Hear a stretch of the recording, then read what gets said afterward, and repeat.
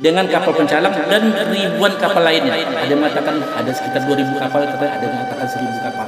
Tapi kapal terbesar sekali adalah kapal pencalang.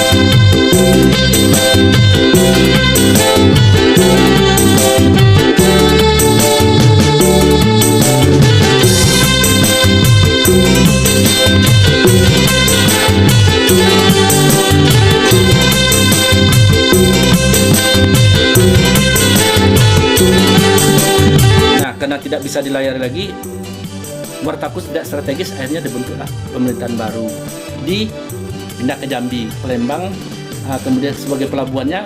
Waktu itu pemerintahan belum terbentuk. Nah, masih di Muartakus. Kenapa? Muartakus dianggap sebagai pusat kedatuan. Nah, raja sana mengembangkan kebudayaan, mengembangkan kerajaan, akhirnya berkembang jadi kerajaan. Nama kerajaannya adalah Kerajaan Melayu Kampai. Melayu Kampai ini adalah kerajaan Melayu yang berangkat dari Muartakus singgah di Kuo ataupun kerajaan Lindung Bulan Lama, ya, kerajaan Lindung Bulan Lama, pecah dari Melayu Bendang. Kemudian mereka berangkat tadi, ya, akhirnya membentuk masyarakat situ, akhirnya berdiri kerajaan Melayu sana, namanya Melayu Kampai. Ya, Kampai tadi adalah Pai, pergi, karena dia berangkat pergi. Nah, yang berangkat ke Malaysia itulah mendirikan Candi Bendang, Melayu Bendang sana. Kemudian Kampai juga berangkat ke Dumai, itu namanya Perkampungan Kampai. Ya, itulah namanya bendara di Dumai sekarang. Ya, kemudian yang ke Palembang terus, ya, sampai terus ke Lampung. Di situ ada prasasti yang bunyinya katanya, barang siapa tidak mau tunduk kepadaku, ada prasasti di situ. Dan kepada orang yang bertugas selaku datuk, datu tadi yang di Muartakus, maka dia akan termakan sumpah. Nama sumpah kawi. Apa sumpah kawi tadi? Itulah sumpah kedatuan. Apa itu sumpah kedatuan? Ke atas kalau dia langgar sumpah tadi, ke atas tidak berpucuk, ke bawah tidak berurat, di tengah-tengah di lubang kumbang. Itulah sumpah kawi itu yang sangat ditakuti oleh datuk-datuk ataupun pemangku adat di sini. Itulah gambaran daripada ini, ya, bahwa kerajaan Sriwijaya ataupun kerajaan Pulau Poco tadi betul-betul ada berdasarkan bukti-bukti yang ada. Kemudian bagaimana di Palembang? Nah, setelah pusat kerajaan Sriwijaya di Muartakus tadi sudah tidak bisa difungsi lagi secara efektif dan tidak bisa berfungsi secara maksimal, maka berdirilah kerajaan-kerajaan kecil lainnya, termasuk di Kuo itu, di Limokoto. Nama kerajaannya adalah Kerajaan Lindung Bulan ataupun Kerajaan Pagaruyung Lama. Ya, akhirnya apa? Di arah hilirnya terbentuk lagi kerajaan. Akhirnya makin hilir terbentuk lagi kerajaan. Sementara yang pindah tadi terbentuk Kerajaan Dharmasraya.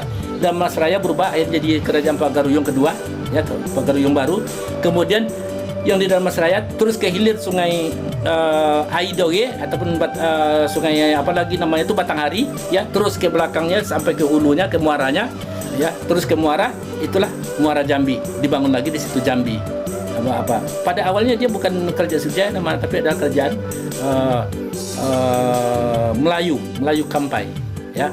Ada petanya, kita punya peta kuno yang selama ini dirahasiakan oleh Belanda, Portugis segala macam, sebanyak 20 buah. Tadi kami cari, ya, kebetulan belum sempat kita sampaikan, nanti pada waktu kesempatan akan kita cari lagi, ya, peta-peta kuno tersebut. Kemudian kami mengajak untuk persatuan dan kesatuan bangsa, marilah kasih kita satu sikap, satu tindak, satu perbuatan. Negeri Nusantara, Melayu Nusantara yang sangat besar. Kita asalnya dari satu, Melayu Andole, Melayu tua, itu berpusat di Muartakus itu. Itulah nenek moyang kita yang diakui oleh berbagai bangsa di dunia. Nah, ini yang kita perkuat. Nah, kalau Melayu Nusantara, suku-suku yang ada di Nusantara nih, selebih dari 600 suku nih, sudah sepakat kita bahwa kita berinduk daripada tempat yang satu, dari tempat yang sama. Alhamdulillah nanti Nusantara ini bisa kita perkuat rasa nasionalismenya, NKRI bisa kuat, dan kita tidak terjadi perang saudara lagi, tidak ada intimidasi lagi, tidak ada lagi sinis dan segala macam rasa rasis lagi. Kenapa? Kita berasal dari induk yang sama. dari induk yang sama, satu rumpun. Di mana pusatnya? Itu adalah di Muara Takus.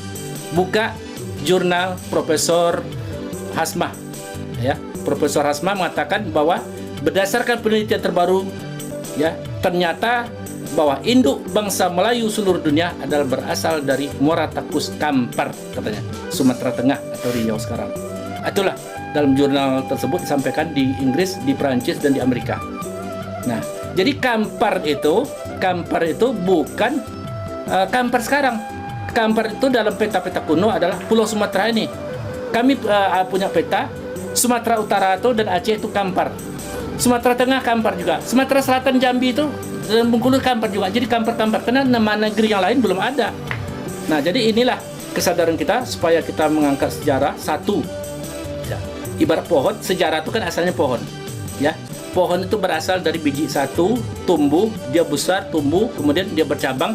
Cabang dia tumbuh lagi, ranting lagi, tumbuh daun tadi dia akan berbuah. Ya. Nah, gitu juga dengan sejarah. Nah, kalau seandainya kita sudah tahu mana yang akar, mana yang daun, mana yang buah, kita tentu satu kesatuan dalam satu pohon tadi.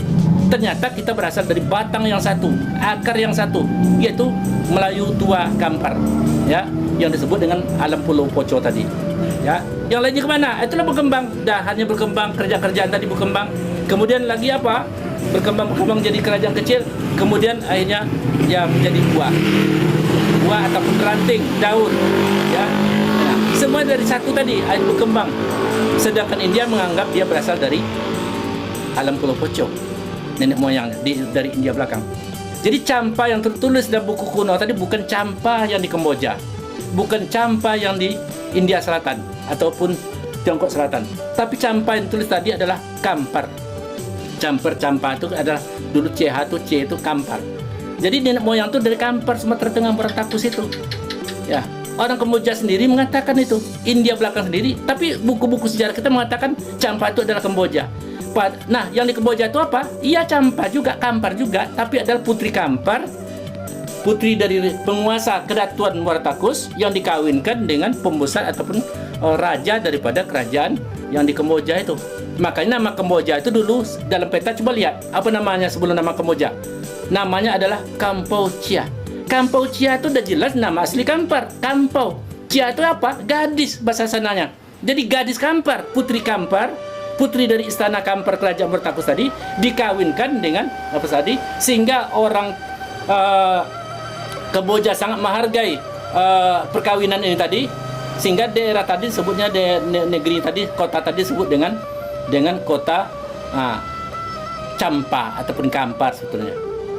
Jadi kalau Kampar, Kampau, Campa itu juga sebetulnya. Nah, ini yang diapakan. Jadi sejarah itu janganlah kita bolak-balik, jangan kita jadi adu debat, jadi perselisihan. Nanti muncul isme daerah dan segala macamnya. Kalau kita sudah satu pandangan untuk membaca sejarah, kami yakin negara Indonesia ini akan kuat. Kita merasa senasib sepenanggungan. Kalau dites DNA kita dari berbagai bangsa di dunia, ternyata bangsa Melayu Tua ataupun Melayu Nusantara itu adalah berkembang, berdiaspora ke seluruh dunia. Dan menurut penelitian Santos, Profesor Santos dari Brazil, dan penelitian daripada Insinyur Oppenheimer mengatakan DNA bangsa-bangsa di dunia tadi 61% berasal daripada rumpun bangsa Melayu. Akan bangga kita itu. Nah, jadi jangan kita keraskan lagi rasa daerah istimewa segala macam. Selama ini orang Kampar tidak pernah bersuara. Peneliti nak mau datang ke Kampar, tidak bisa datang ke Kampar. Belanda datang ke Kampar, tapi tidak bisa menjelaskan. Nah, kami punya bukti, ratusan bukti yang ada di Kampar. Tapi kesempatan kami untuk ngomong kapan? Ya, nah setelah dengan adanya pro kontra tentang sejarah ini, ya kami bersuara atas nama masyarakat Kampar dan atas nama Andiko 44. Mudah-mudahan rasa nasionalisme kita semakin kuat, rasa kebangsaan kita semakin kuat, sehingga NKRI ini semakin maju. Itu penjelasan kami. Terima kasih.